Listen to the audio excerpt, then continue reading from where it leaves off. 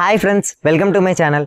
ఈరోజు అయితే మనం 2025 సుజుకి యాక్సిస్ 125 2024 మోడల్కి 2025 మోడల్కి ఉన్న డిఫరెన్సెస్ అయితే స్టెప్ బై స్టెప్ అయితే ఎక్స్ప్లెయిన్ చేస్తాను. వీడియో ఎక్కడ స్కిప్ చేయకుండా చూడండి. ఇంకా లేట్ చేయకుండా మనం అయితే వీడియో స్టార్ట్ చేసేద్దాము.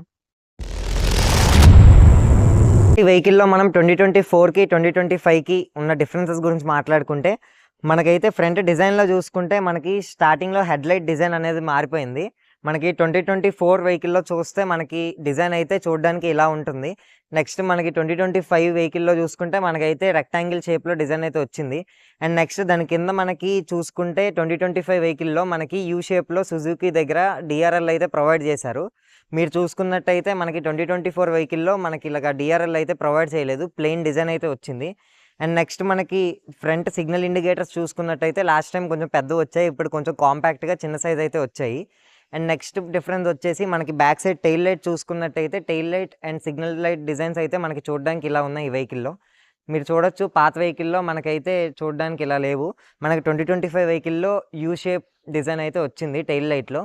అండ్ నెక్స్ట్ మనం ఈ వెహికల్లో 2025 వెహికల్ గురించి మాట్లాడుకుంటే మనకి దీంట్లో ఫ్యూయల్ ట్యాంక్ కీ ఓపెనింగ్తో వస్తుంది. మనమైతే బండి దిగి తీసుకోక్కర్లేదు, మనమైతే కీ అక్కడ ఆన్ చేసుకొని ఫ్యూయల్ ట్యాంక్ అయితే ఓపెన్ చేసుకోవచ్చు డైరెక్ట్గా. పెట్రోల్ బంక్ వాళ్ళే పెట్రోల్ కొట్టేస్తారు, మనం దిగాల్సిన అవసరం లేదు. మనకి పాత వెహికల్లో మీరు చూస్తున్నట్టయితే ఈ బ్యాక్ సైడ్ మనకి లాక్ ఓపెనింగ్ అయితే ఉంటుంది.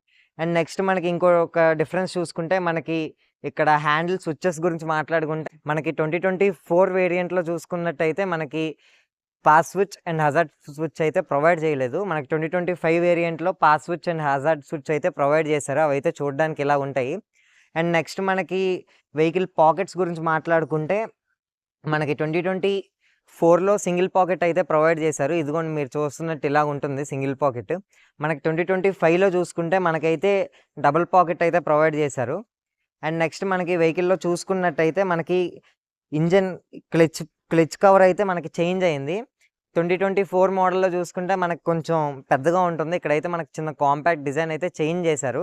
కిక్ స్టార్ట్ కూడా మనకి ఇందులో అయితే మార్చలేదు. అండ్ నెక్స్ట్ మనం దీంట్లో చూసుకున్నట్టయితే యాక్సిస్ 125 అని వస్తుంది మనకి 2024 మోడల్లో. మనకి ఇక్కడ చూసుకున్నట్టయితే మనకి యాక్సిస్ అని మాత్రం ఇచ్చారు, యాక్సిస్ వాడికి నచ్చలేదు కదా, అందుకే మార్చేశాడు.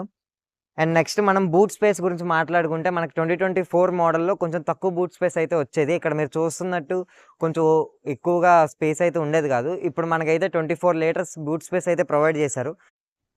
నెక్స్ట్ ఈ వెహికల్లో చూసుకున్నట్టయితే మనకి 2025 మోడల్లో మనకైతే ఇక్కడ అల్యూమినియం ప్యాసింజర్ ఫుట్ రెస్ట్ అయితే ప్రొవైడ్ చేశారు. మనకైతే 2024 మోడల్లో రబ్బర్ ఫుట్ రెస్ట్ అయితే ప్రొవైడ్ చేశారు.